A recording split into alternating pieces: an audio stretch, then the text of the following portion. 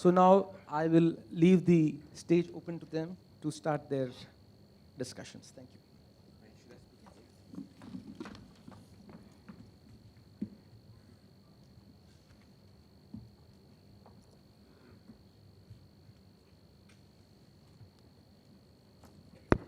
you. Good morning, everyone.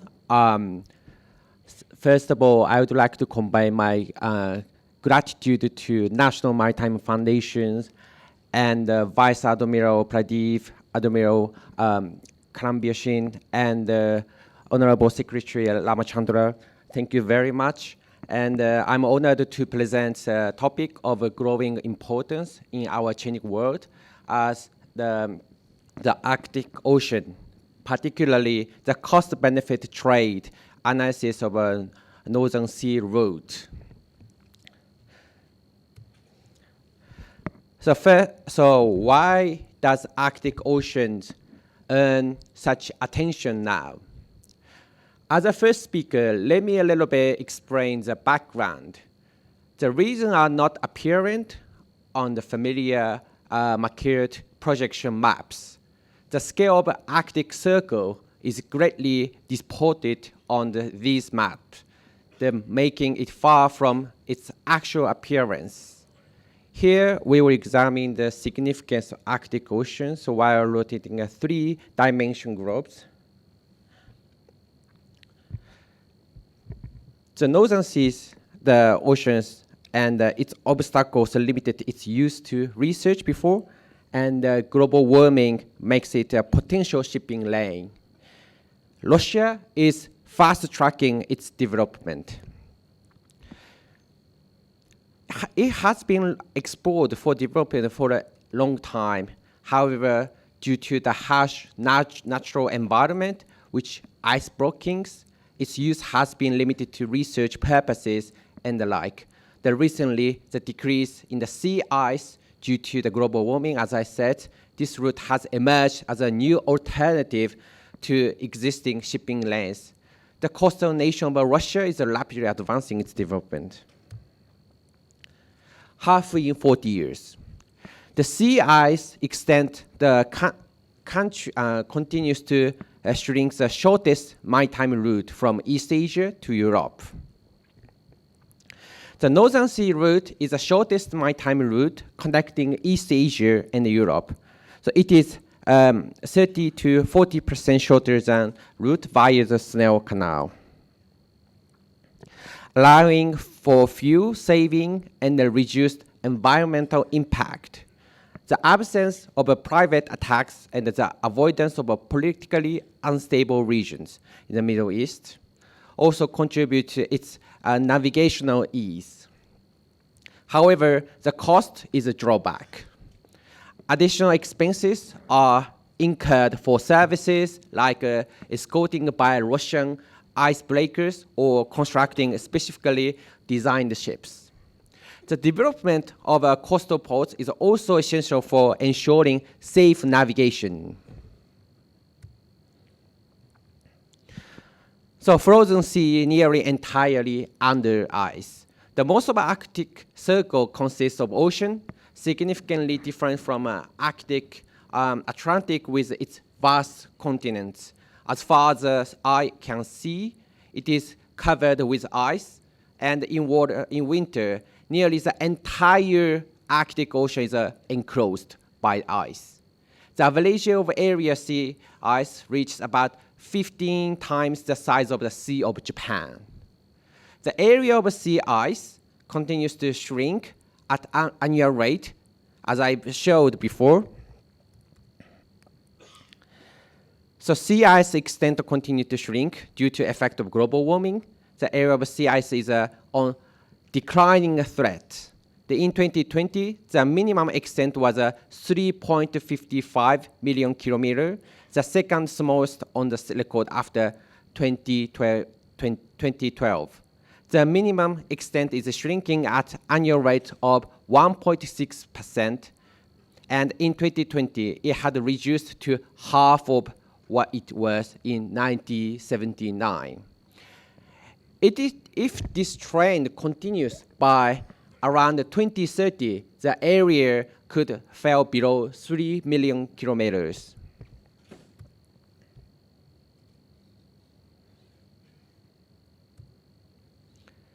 So navigation period of the Northern Sea routes. In 2020, melting of the sea ice in Arctic Ocean progressed earlier than usual. According to the Weather News, on August 2nd, navigation through the Northern Sea route became possible without entering the sea ice area, marking the earliest occurrence on record. The route remained open until October 28th, resulting in an 88-day navigation period, the longest in history. With ongoing progression of global warming, it is expected that the utilization of Northern Sea route will continue to accelerate. The Northern One shifting international logistics, the strategic contest between US, China, and Russia. The importance of a Northern Sea route is suddenly increasing.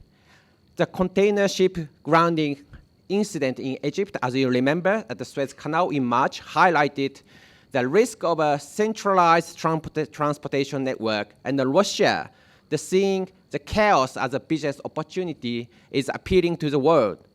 China, extending its reach and positioning it as an ice Silk Road, while the United States are intensifying its vigilance against the expanding influence of Russia and China. The struggle among major powers over the northwards shifting international logistics network is likely to intensify more. So Russia leads Arctic development in total cargo volume of a Northern Sea route.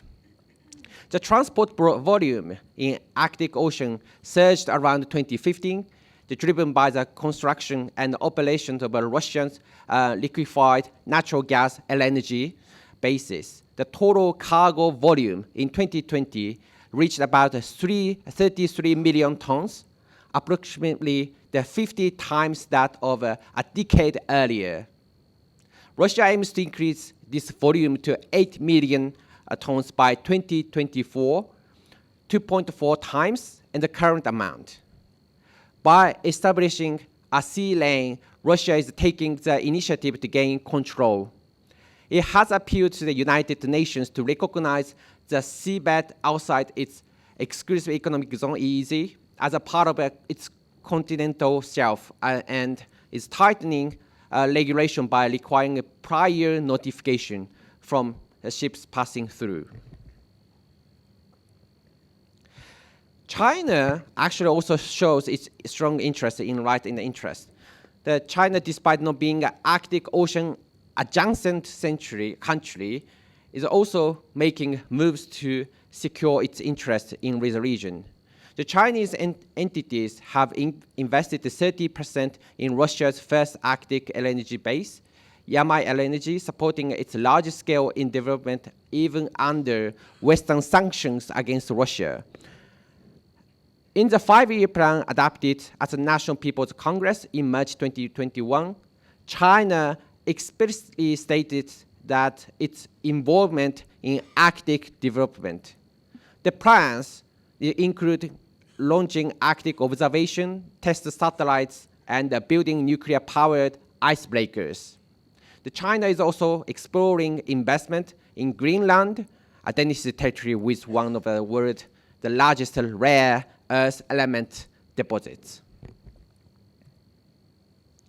So challenges in commercializations.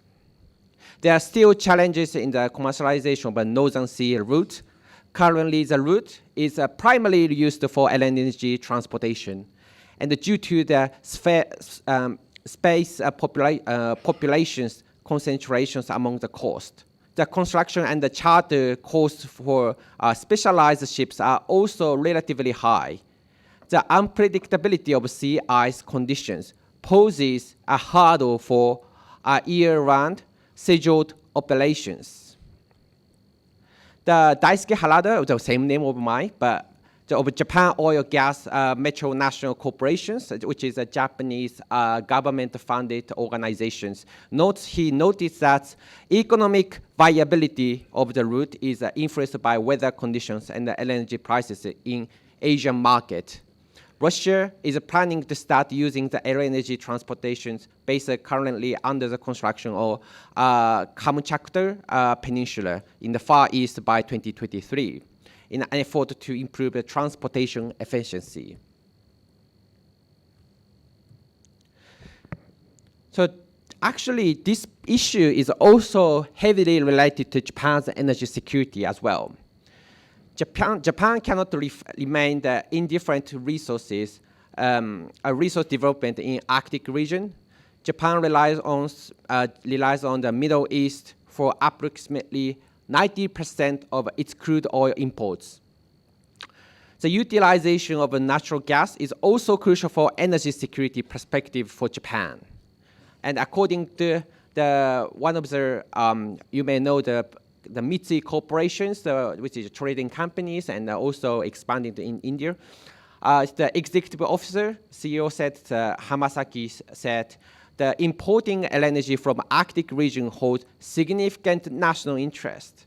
The company is investing approximately 100 billion yen in the construction of 3 new ice-breaking LNG carriers.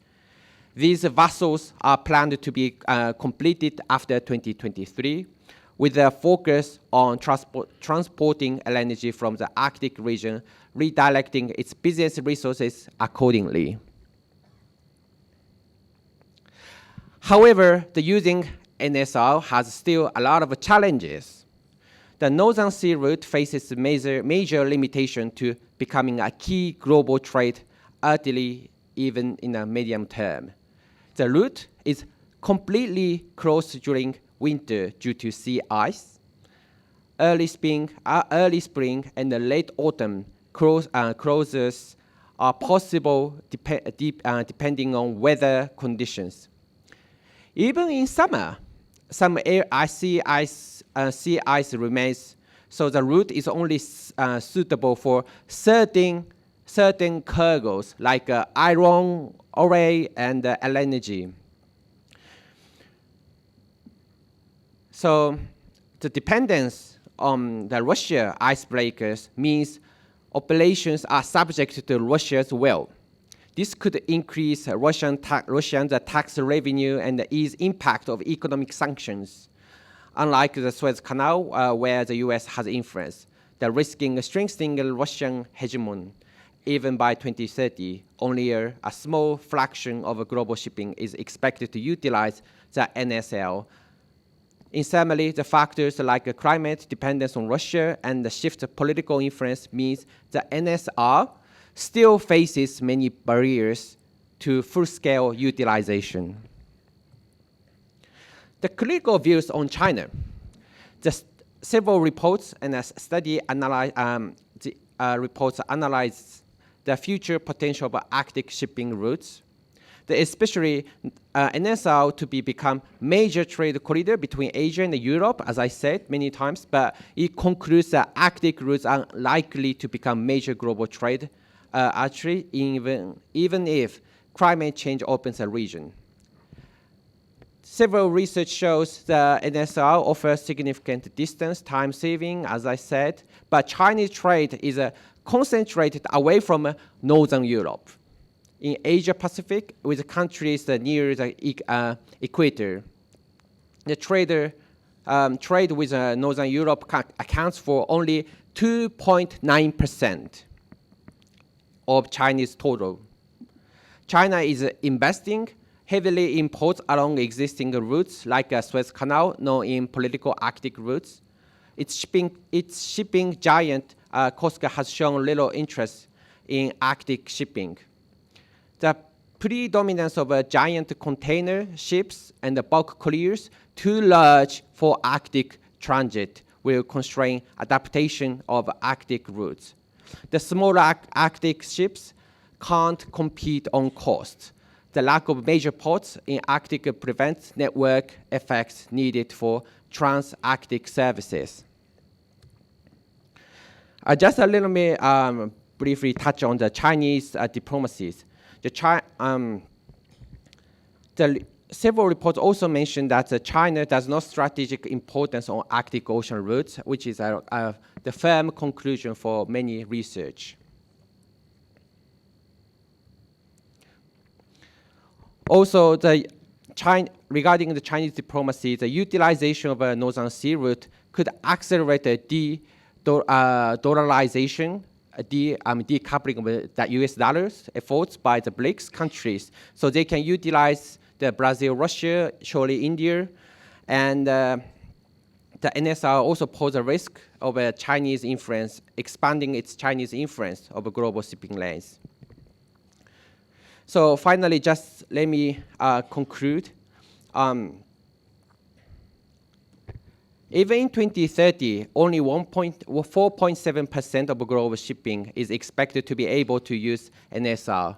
NSR has a potential to greatly impact global shipping, but still faces many challenges. The larger ships stand to benefit more from using the NSR. However, the NSR challenges like winter closures, ice issues, dependence on Russian assistance, and reduce the US influence. But definitely the NSR has a potential to greatly impact global shipping, but still needs time. As I want to quote the Vice Admiral remarks, the only time will tell us. Thank you very much.